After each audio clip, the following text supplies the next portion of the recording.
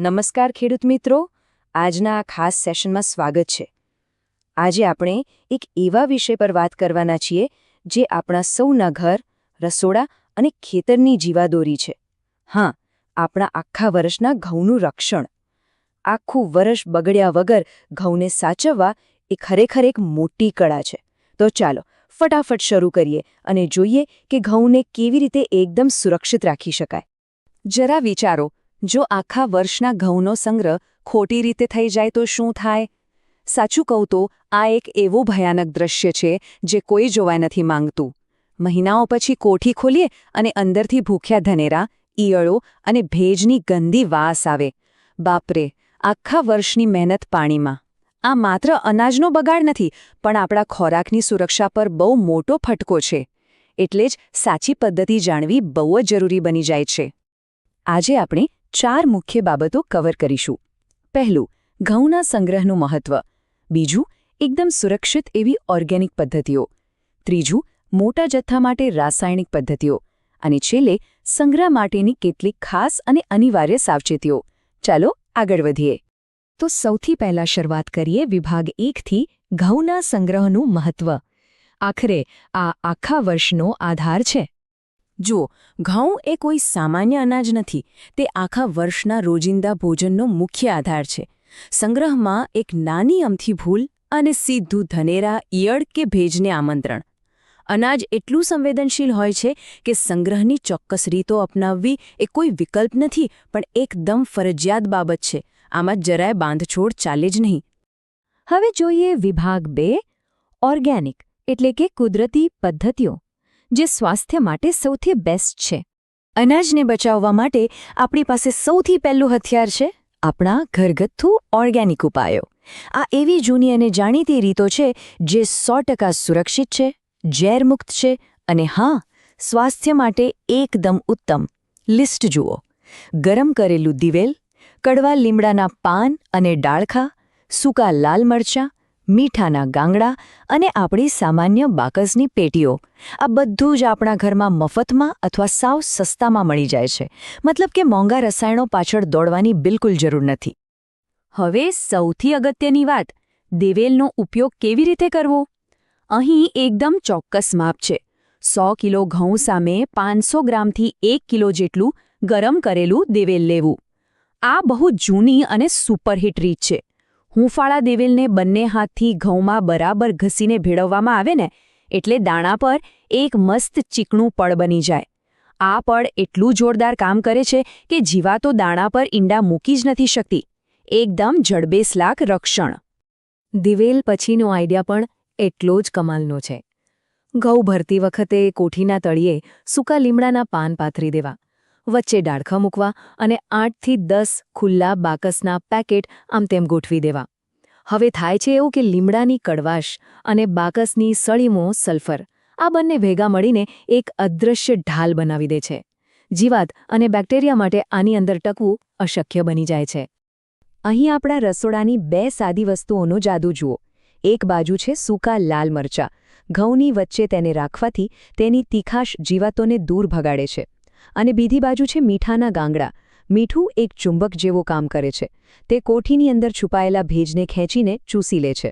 એટલે કે જીવાત અને ભેજ બંને મોટા દુશ્મનોનો એકસાથે ખાત્મો. છે ને જોરદાર? તો આ બંને રીતો વચ્ચેનો તફાવત બરાબર સમજી લઈએ. ઓર્ગેનિક પદ્ધતિઓ સ્વાસ્થ્ય માટે એકદમ ઉત્તમ છે, શૂન્ય ઝેર. પણ જ્યારે ઘઉંનો જથ્થો બહુ મોટો હોય, એટલે કે ટનબંધ અનાજ હોય, ત્યારે રાસાયણિક પદ્ધતિઓ બહુ ઉપયોગી થાય છે. જો કે તેમાં સખત સાવચેતી રાખવી પડે છે. અને આ વાત જ આપણને આપણા આગળના સૌથી અગત્યના વિભાગ તરફ લઈ જાય છે. ચાલો જોઈએ વિભાગ 3, રાસાયણિક પદ્ધતિઓ, ખાસ કરીને મોટા જથ્થા માટે. જ્યારે ઘઉંનો જથ્થો વિશાળ હોય ને, ત્યારે રાસાયણિક પદ્ધતિઓ જરૂરી બની જાય છે. પણ અહીં એક બહુ જ મોટી ચેતવણી. આ પદ્ધતિઓમાં સુરક્ષાના નિયમોનું કડક પાલન થવું જ જોઈએ, કારણ કે જીવનો સીધો ખતરો હોય છે. બોરિક પાવડર, પારાની ગોળીઓ અને સેલ્ફોસ, આ રસાયણો શક્તિશાળી છે, પણ તેમનું પ્રમાણ અને ચેતવણીઓ સમજવી જીવલેણ ભૂલો ટાળવા માટે અત્યંત જરૂરી છે. સૌથી પહેલાં બોરિક પાવડરની વાત કરીએ. આ બહુ જ સામાન્ય અને વધુ વપરાતો વિકલ્પ છે. નિયમ એવો છે કે 1 મણ એટલે કે 20 કિલો ઘઉં દીઠ 10થી 20 ગ્રામ બોરિક પાવડર વાપરવો. આને થોડો સુરક્ષિત વિકલ્પ માનવામાં આવે છે. પણ હા, એક વાત ખાસ યાદ રાખવાની. ઘઉં દળવા આપતા પહેલા તેને 2-3 વાર બરાબર ધોવા અને સાફ કરવા ખૂબ જ જરૂરી છે, જેથી પાવડરની અસર બિલકુલ નીકળી જાય. અને હવે આ ખાસ ધ્યાનથી સાંભળજો. બજારમાં મળતી પારાની ગોળીઓ બહુ જ પ્રચલિત છે, પણ તેને ફરજિયાત કોઈ સુતરાઉ કપડાની પોટલીમાં બાંધીને જ મૂકવી. તે અત્યંત ઝેરી હોય છે. પારાની ગોળીઓનો સીધો સંપર્ક ઘઉંના દાણા સાથે ભૂલથી પણ ન થવો જોઈએ. જો ગોળી સીધી દાણાને અડી જાય તો ઝેર સીધું અનાજમાં ભળી શકે છે. આમાં સહેજ પણ બેદરકારી બહુ ભારે પડી શકે છે. હવે આ સેલ્ફોસ એટલે કે એલ્યુમિનિયમ ફોસ્ફાઇડ શું છે? આ એક અત્યંત ખતરનાક અને પાવરફુલ ફ્યુમિગેશન રસાયણ છે. આનો ઉપયોગ મોટા ગોડાઉનોમાં ધૂણી આપવા થાય છે. ઘરના વપરાશ માટે તો આ પદ્ધતિ એકદમ અસલામત અને જોખમી છે. નિષ્ણાતની દેખરેખ વગર ઘરે આને લાવવું જ ન જોઈએ. આખરે ઘર અને પરિવારની સુરક્ષાથી મોટું તો કંઈ જ નથી, ખરું ને? હવે આવીએ વિભાગ 4 પર, સંગ્રહ માટેની કેટલીક ખાસ અને અનિવાર્ય સાવચેતીઓ.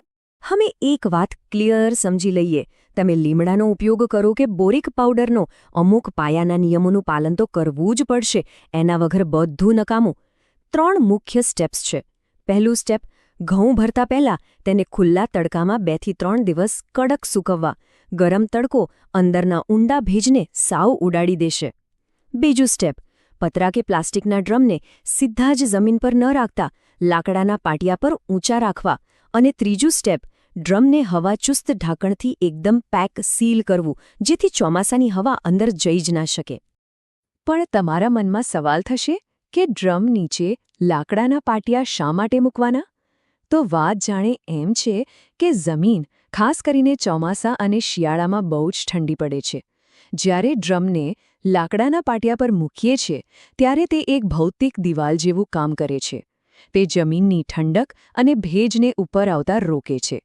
આ એક નાનકડી ટ્રીક છે, પણ અનાજ બચાવવામાં તે લિટરલી ગેમ ચેન્જર સાબિત થાય છે. અહીં માહિતીના મૂળ સ્ત્રોત એવી વિપુલ એગ્રો ચેનલની એક બહુ જ પ્રેક્ટિકલ સલાહ યાદ રાખવા જેવી છે. એમનું કહેવું છે કે ગરમ કરેલું દિવેલ લગાવવાની રીતનો પ્રેક્ટિકલ વિડિયો નિદર્શન ખેડૂત મિત્રો માટે બહુ કામનું સાબિત થાય છે. વાત એકદમ સાચી છે. જ્યારે દિવેલને દાણા પર મસળવાની પ્રક્રિયા આપણે નજરે જોઈએ ત્યારે તે ઘરે જાતે કરવું એકદમ સરળ બની જાય છે. તો આજના આ સેશનના અંતે એક મોટો પ્રશ્ન ઊભો થાય છે. તમે કઈ પદ્ધતિ પસંદ કરશો? આપણું પરંપરાગત ઘરગથ્થુ જ્ઞાન કે પછી આધુનિક રાસાયણિક ઉપાય? દરેક ખેડૂત મિત્રે પોતાના પાકના જથ્થાને જોઈને કાળજીપૂર્વક એ પદ્ધતિ પસંદ કરવી જોઈએ જે તેમના આખા વર્ષના અનાજને એકદમ સુરક્ષિત રાખી શકે. મને આશા છે કે આ માહિતી તમને ઘઉંના સંગ્રહમાં ખૂબ જ ઉપયોગી સાબિત થશે. સાથે જોડાવા બદલ સૌનો ખૂબ ખૂબ આભાર.